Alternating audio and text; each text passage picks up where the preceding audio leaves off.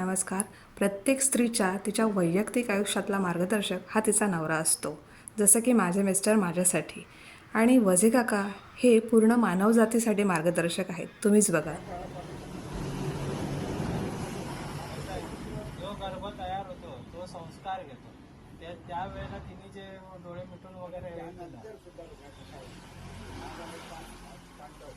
त्यापैकी आताही कशी उत्पत्ती झाली, कारण पंडूला शाप, जंगलात गेला, अरण्यात तिथे बरोबर. सहकुटुंब राहायचा, राज्य कमवलं, शूर मोठा, पण सांभाळायला मोठा भाऊ म्हणून मोठ्या भावाच्या ताब्यात दिलं धृतराष्ट्रात. बरोबर. आणि स्वतःला संतती नव्हती.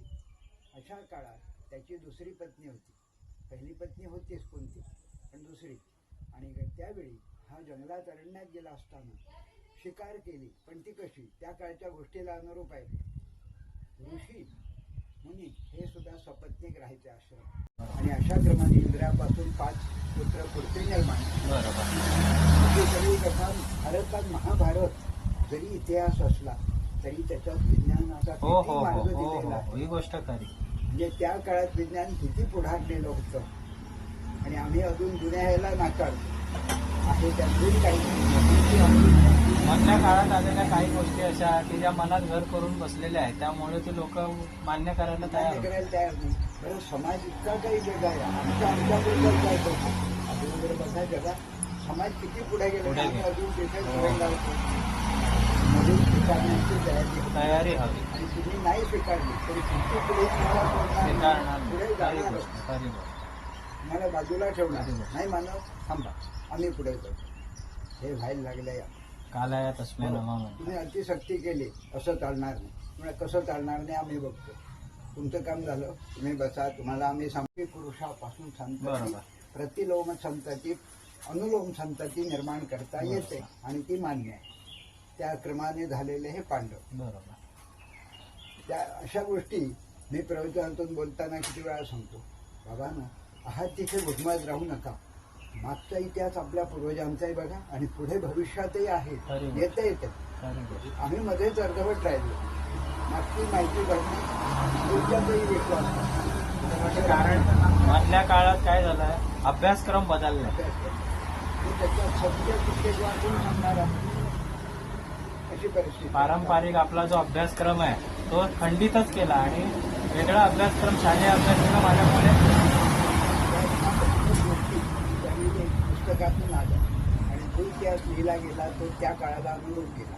पण तोच उपयोगाचा आता नाही, आता परिवर्तित आहे. खरी आणि गोष्ट. त्यासाठी आता पुन्हा एकदा जुन्याचा आधार घेऊन परिस्थितीवाल्यांना पटतंय बीजसंस्काराशिवाय उत्तम उत्पन्न हो होत हो नाही. हो हेच बीजसंस्कार मनुष्याच्या बाबतीतही आहे. हो.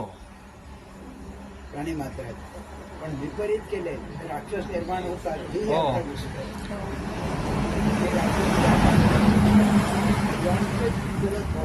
असे असे निर्माण झाले. म्हणजे सावत्र भाऊ राक्षस आहे. राक्षस तिसरे कोणी खरी नाही. गोष्ट. परंतु त्या ऋषीला 2 पत्नी, तिथपासून योग्य तऱ्हेने विचारसरणीने जी धारणा झाली ते देव सद्विद्या सगळ्या तऱ्हे. पण दुसरीची परिस्थिती अशी काय तिला विपरीत काही इच्छा झाली दोघांची आणि ते ऋषीच्या मागे गेले. या क्षणीच मला तरी ऋषी समजावतायत, हा काळ योग्य नाही, थोडा आवर घे, शांत राहा, उदयीचं उद्या बघूया, कारण वाढतो. बरोबर. तर राजस आणि तामस बरोबर. सूर्याच्या सूर्याचे नाही. शेवटी झालं, जे उत्पन्न झाले ते राक्षसी अवस्था. तर त्यामध्ये दोघांमध्ये घडले ते सात्विक राजस आणि ते तामसिक. बरोबर. बरं, खरं म्हणजे एक बंधू, पण परस्पर वैर बरोबर. आणि आयुष्यभराचं लागलं.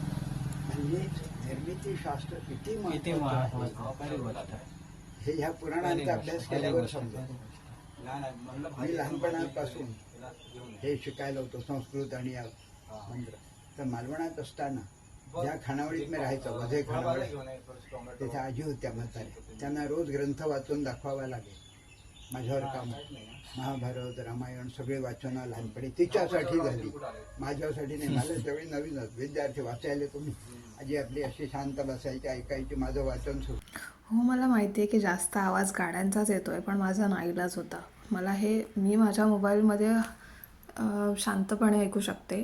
त्याच्यामुळे तुम्ही पण हे खूप शांत ठिकाणी जाऊन शांत मन ठेवून ऐका. खूप खूप चांगलं वाटतं आणि हे आयुष्यात आपल्याला खूप उपयोगी पडणारं आहे. आपले जे विचार आहेत जुने, बुरसटलेले, अंधश्रद्धा, गैरसमज याच्यातून कसं बाहेर निघायचं हे यांच्याशी बोलून कळतं. मला तर खूप आवडलं आणि ते मला त्याचा विसर पडू नये म्हणून मी त्याचा व्हिडिओ बनवून घेतला. असं सरळ सरळ जीवन, साधं जीवन जगणारे हे वझे काका, त्यांच्याशी बोलून खूप बरं वाटतं.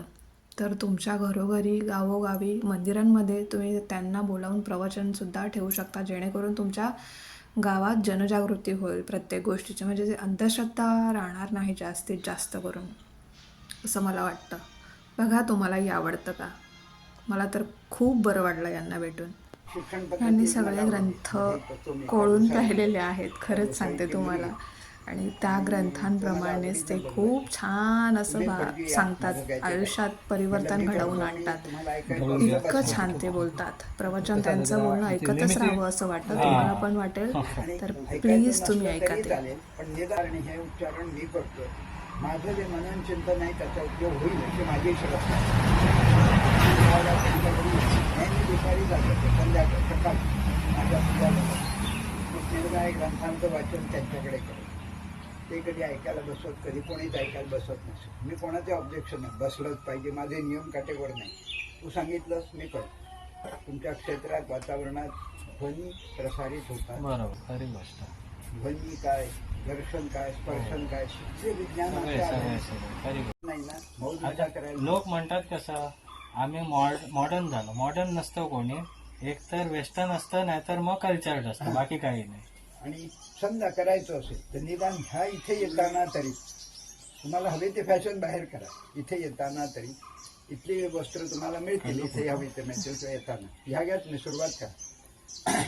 मी आता सहयोगाने इथे बसलो, जातोय पुढे, तर तिथे माणगावचं मला आवडलं. हल्ली त्याने सुरुवात आणखी काल मोबाईलला आले शनी महाराज. तर माझी तुम्हाला विनंती आहे की तुम्ही ह्यांना भेटा. यांचा कॉन्टॅक्ट नंबर वगैरे काहीच नाही आहे माझ्याकडे. तर आता इको स्टोअरकडला जर व्हिजिट दिली तर तुम्ही वझे काकांची चौकशी करा, त्यांना भेटा आणि तुमच्या गावात त्यांचं प्रवचन ठेवा. मी नक्की सांगते, 100% तुमच्या सगळ्यांच्या विचारात बदल घडेल, माझी खात्री आहे. धन्यवाद.